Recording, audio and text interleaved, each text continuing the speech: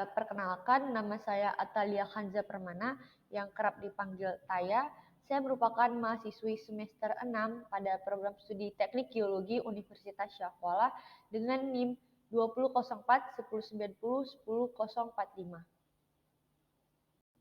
Baiklah, pada kesempatan kali ini saya akan menganalisis data tambang besi menggunakan software RStudio untuk menunjang nilai ujian tengah semester saya pada mata kuliah Geostatistik yang dibimbing oleh Bapak Sanggarima Romancelia, ST. Baiklah, saya telah membuka RStudio. Jadi hal yang harus dilakukan di awal ialah kita membuat working directory. Jadi apa itu working directory? Working directory adalah tempat kita bekerja untuk melakukan sebuah analisis, seperti tempat untuk kita menyimpan folder yang akan dianalisis, menyimpan file dan sebagainya, gitu. Jadi yang harus dibuat ialah dengan format SVD. Setelah itu kita isi dengan argumen. Saya menyimpannya pada folder C, pada folder C dengan nama folder UTS Geostatistik. Lalu saya copy agar tidak terjadi kekeliruan. Setelah itu saya paste seperti ini menggunakan slash.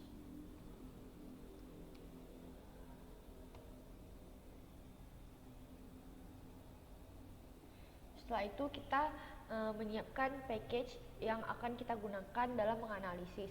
Apa itu package? Package itu adalah sebuah fitur pada RStudio yang berfungsi untuk menganalisis atau menampilkan data yang akan kita buat di sini.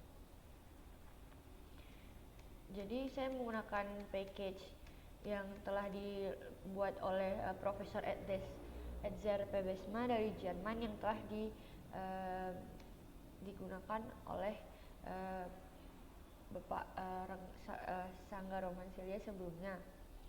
Beliau menggunakan package Geostat, package dengan nama lattice, package dengan nama SP, package dengan nama lattice extra yang digunakan untuk memplot sebuah data. Baiklah, setelah kita mengatur working directory dan menentukan package yang akan kita gunakan dalam menganalisis data tambang besi, selanjutnya kita membuat preparation data atau kita membuat persiapan data yang akan kita gunakan. Sebelum kita masuk ke argumen yang lebih lanjut, kita harus mengubah terlebih dahulu file kita menjadi format yang dapat digunakan di dalam software RStudio ini. Yang awalnya datanya CLX seperti ini, kita ubah menjadi CSV atau comma separated values. Setelah kita ubah, kita masukkan formatnya atau fungsinya, yaitu read CSV. Data ini yang akan kita gunakan ya, data yang akan kita namakan gitu. Setelah itu kita masukkan fungsi read CSV dan kita memasukkan argumen kita, yaitu nama folder dari yang berisi data tersebut, yaitu data UTS tambang besi, dan kita membuat titik CSV atau file yang akan dibaca dalam format CSV. Kemudian terdapat headernya dan terdapat separationnya atau set di dalam argumen ini. Separation itu adalah sebagai pemisah antara data satu dengan data yang lain. Kita membuatnya dengan tanda koma. Setelah itu kita memplot data locationnya, yaitu dari data X dan data Y yang merupakan koordinat, untuk kita visualisasikan menjadi data-data yang selanjutnya. Kita klik plot seperti ini. Lalu kita membuat histogram dari variabel yang telah kita siapkan ini dengan nama data nilai histogramnya. Setelah itu kita coba run terlebih dahulu yang awal ini. Menjadi seperti ini. Bentar, saya pindah dulu. Menjadi seperti ini dari data yang telah kita ubah tadi. Setelah kita membuat preparation data, selanjutnya kita membuat experimental variogram. Pada experimental variogram ini kita menggunakan package dari GStat. Hal yang harus kita lakukan ialah kita membuat objek yang akan dimasukkan ke dalam fitur GStat atau ke dalam package GStat yang mengandung atau yang berhubungan dengan data dan koordinat dari data sebelumnya. Jadi yang pertama kita membuat fungsi JS, fungsi GStat dengan argumen ID-nya nilai. Formulanya nilai dari 1, lokasinya itu ialah koordinatnya, di mana lokasinya itu koordinat dari X dan Y. Setelah itu data yang digunakan itu data dari data sebelumnya yang telah kita baca tadi dari fungsi dan argumen yang tadi. Setelah itu kita mengkalkulasikannya dengan format yang telah dibuat oleh profesor tersebut dengan membuat variogramnya dengan argumen dari GS yang telah kita buat di awal tadi. Setelah itu kita memplot experimental variogramnya dengan cara plot dan mengisi argumennya dengan argumen sebelumnya yang telah kita buat tadi. Lalu kita coba run lagi, yang hasilnya akan menjadi seperti ini. Seperti ini, titik-titik seperti ini sesuai data yang telah kita dapatkan. Itu adalah variogram yang digunakan untuk menampilkan variabilitas antara titik data sebagai fungsi jarak. Contoh variogram yang ideal itu ditunjukkan dari sepanjang orientasi si titiknya, yaitu titik data yang berjarak yang menunjukkan tingkat variabilitas yang rendah dan titik yang jauh menunjukkan tingkat variabilitas yang lebih tinggi. Nanti setelah kita run baru kita bisa lihat data kita variabilitasnya yang mana yang lebih dominan. Jadi yang harus kita lakukan di awal ialah kita membuat sebuah limit untuk jarak dari variogram, dari kalkulasi variogram yang telah kita buat di atas ini. Dengan membuat experimental variogram ialah variogram dengan batas 30. Batas 30 itu batas dari jaraknya, jarak nanti yang di bawah. Setelah itu kita memplot experimental variogram dengan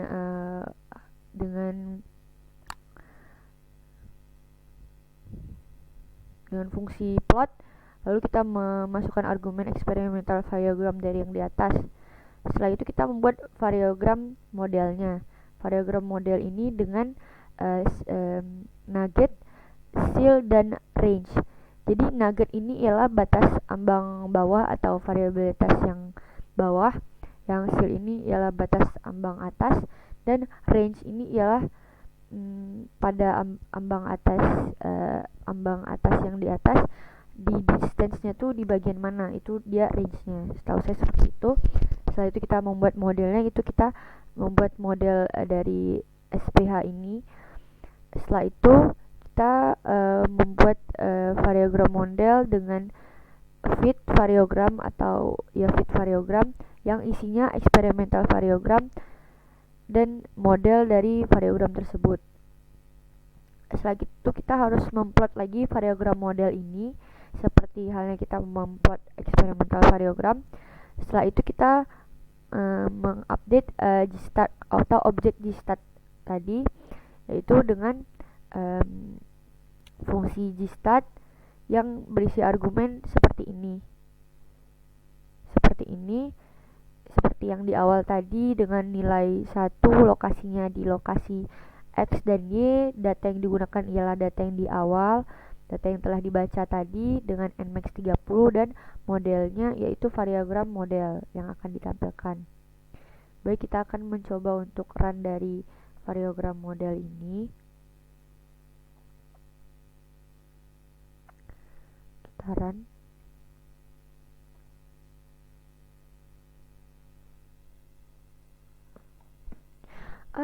Astagfirullah.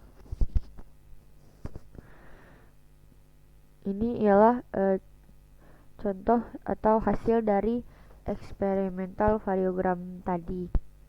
Yang nugget adalah batas ambang bawah, seal adalah batas ambang atas, dan range adalah distance dari batas ambang atas, atau di sini kita asumsikan di sini 27.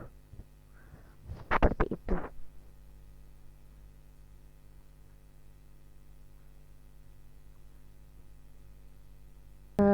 Tahap keempat yaitu kriging.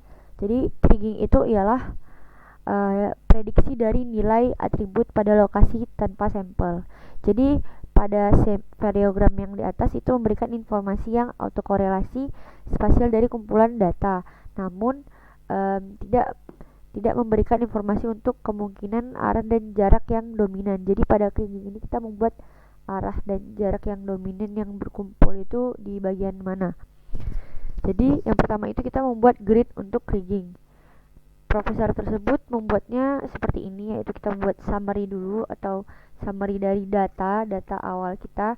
Setelah itu pada koordinat X itu terdapat sekuen yang pertama itu awalnya dari titik yang paling rendah hingga titik yang paling tinggi, yaitu 0 hingga 205.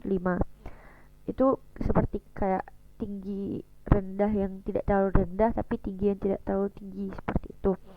Sebenarnya di from ini terdapat kami di data yang ada terdapat minus. Cuman saat kami buat dia minus, kebetulan RStudio ini tidak mampu atau tidak bisa menampilkan atau memvisualisasikan dengan data minus. Setelah itu pada Y kita lakukan hal yang sama seperti pada X, dari yang paling bawah hingga yang paling atas. Untuk by ini ialah seperti jarak antara titik-titik tersebut. Kalau misalnya jaraknya lebih dari sesuai data kami, kalau misalnya dia lebih dari 1, jaraknya itu akan terpisah-pisah. Nanti dia akan keluar seperti putih-putih gitu antara warna yang telah ada. Maka itu kami buatnya jadi 1. Setelah itu kami membuat variabel X dan Y dengan nama yang sama pada gstat object, yaitu sesuai seperti ini: xy grid, expand grid, x sama dengan x dan y sama dengan y. Setelah itu kita membuat kriging, kita namakan dengan hasil kriging dengan format seperti ini. Setelah itu kita memplotnya dengan cara agak berbeda dari plot yang sebelumnya, sesuai dengan yang telah dibuat oleh profesor tersebut. Lalu hasil ini kita inputkan lagi ke dalam sini sebagai argumennya dengan nama nilai prediksi. Setelah itu kita mengkonvert vektornya menjadi matriks untuk ngeplotnya dengan argumen seperti ini dan fungsi seperti ini dan argumen seperti ini, panjang X dan panjang Y. Setelah itu kita memplotnya dengan fungsi points dan argumennya dengan isi data X dan data Y seperti yang di awal tadi. Data X-nya di mana dan data Y-nya di mana. Setelah itu kita membuat metode plotting yang lain menggunakan lattice package dengan format seperti ini. Kita memasukkan yang telah kita buat tadi, yaitu level dengan fungsi level plot dengan argumen hasil kriging tadi, hasil kriging prediksi tadi, dan hasil kriging X dan kriging Y dengan warna yang 100 warna, dengan warna 100 warna, jumlah 100 warna. Setelah itu kita membuatnya lagi dengan SP package. Kita kalau yang tadi lattice gstat, ini kita buat lagi dengan menggunakan SP package seperti ini dengan format seperti ini, dan ini kita ubah lagi. Yang saya ubah di sini yaitu xlim-nya, yaitu koordinat X yang tadi from dan to, terus koordinat Y dengan from dan to juga. Setelah itu kita buat seperti ini. Kita buat X dan Y nya dengan warna hitam dan datanya itu merupakan seperti data yang di awal tadi. Lalu kita plot kriging variance-nya, hasilnya yang tadi itu kita gabung, lalu kita convert dengan format seperti ini. Lalu kita ubah lagi, di sini kita ubah lagi, dan datanya juga kita ubah lagi. Kemudian kita meng-cropping nilai prediksi tadi dengan format seperti ini, dan kita memplot kembali di setiap package. Kita memplot kembali seperti ini, kita ubah juga sesuai dengan setiap package.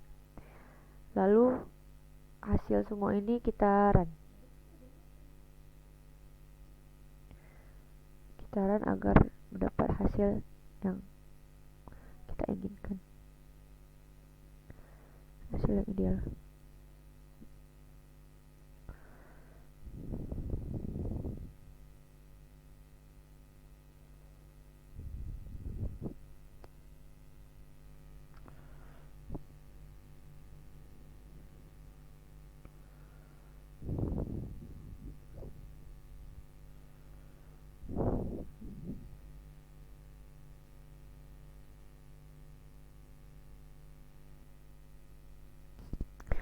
Baiklah, hasilnya akan menjadi seperti ini.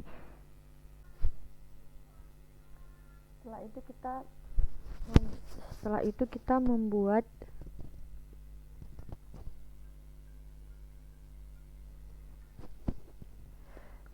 itu kita membuat cross validation atau validasi silang.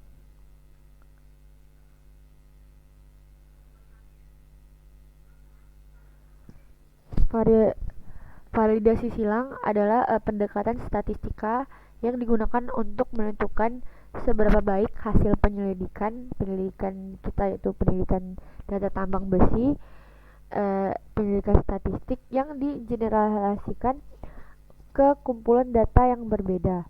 Validasi silang ini pada umumnya digunakan dalam situasi di mana tujuannya adalah prediksi dan keakuratan dari kinerja model prediksi yang harus kita perkirakan pada data yang telah kita ambil. Jadi hal yang pertama dilakukan ialah seperti ini, kita membuat cross validation-nya sesuai dengan fungsi yang telah dibuat oleh profesor tersebut. Terus kita ini fungsinya, terus kita isi argumennya seperti ini, dan isinya data yang telah kita peroleh. Setelah itu kita plot dengan nilai prediksi datanya dari cross validation yang ini. Setelah itu kita membuat apply-nya A, B, color, dan LWD. Jadi A dan B ini kita asumsi sebagai ini dia horizontal dan vertikalnya seperti X dan Y. Color ini ialah warnanya, kode warna. Kalau kita ubah juga dia menentukan seperti misalnya warna nomor 4 warna merah dan sebagainya. Dan LWD ini yaitu ketebalan dari si garis cross validation ini. Kemudian kita mengkalkulasikannya dengan RMSE atau root mean square error, dan kita dengan format seperti ini, SQRT, mean, cross validation, dan residual. Jadi kita ubah juga menjadi 2. Kemudian kita ubah juga mean errornya, dia harus mendekati dengan angka 0. Kalau kita buat menjadi 2, dia mendekati 1. Ini yang harus mendekati 1, dia harus mendekati 0. Nanti kalau sudah kita coba-coba agar valid atau agar lebih presisi, agar lebih ideal, kita coba-coba terus sampai dia cocok. Jadi kita coba run. Nanti keluar di sini apakah nilai yang telah di RMS ini cocok sesuai. Kalau misalnya yang ini harus dekat dengan 0, kalau yang ini harus mendekati 1.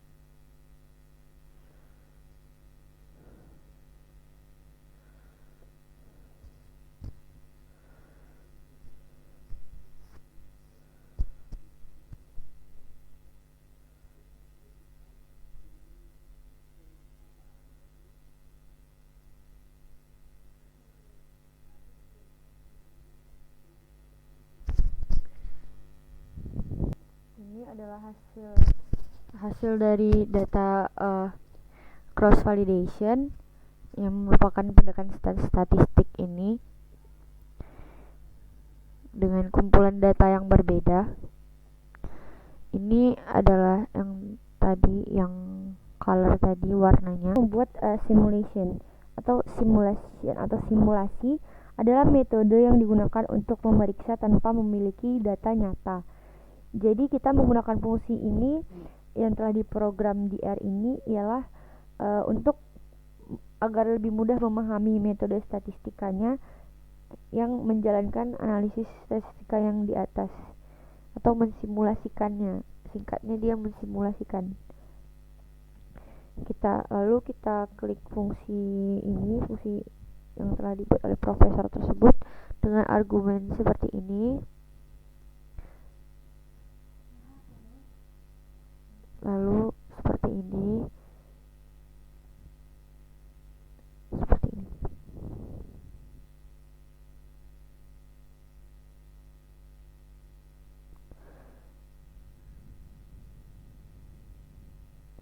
Coba kita run lagi.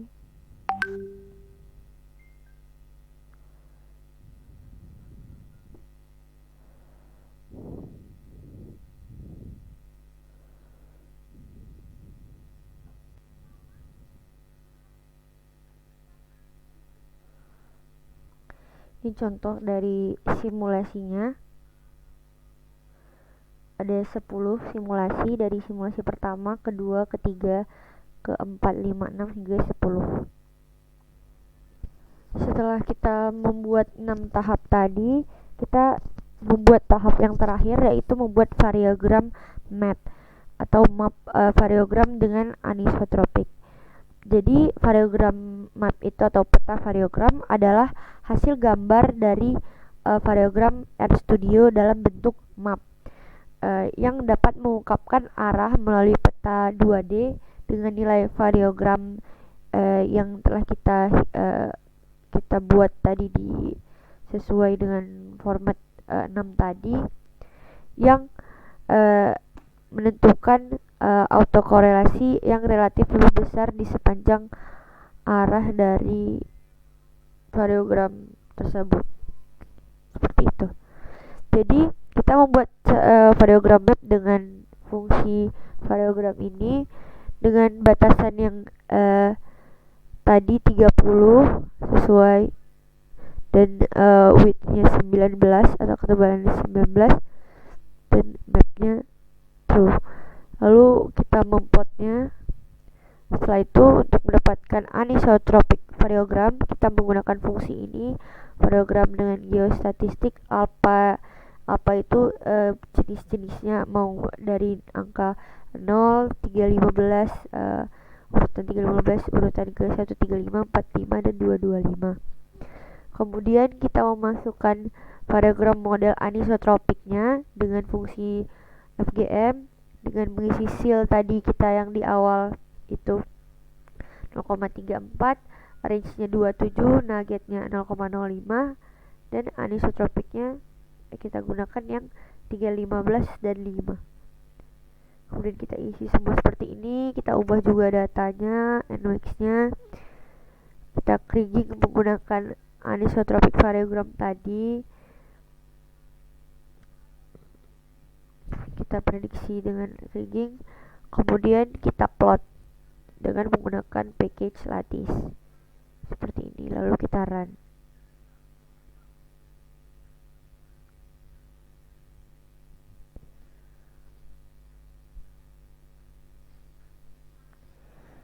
Yang di awal terdapat beberapa hasil dari yang ketujuh karena merupakan kumpulan dari data yang telah kita buat, lalu kita sempurnakan lagi menjadi variogram map. Ini hasil akhir. Yang pertama, yang kedua seperti ini. Ini yang tadi yang 0, 3, 15, 135, 45, dan 225. Seperti ini garis seal nuggetnya. Lalu ini yang 225 dan 315. Ini juga yang di awal yang sampai triple.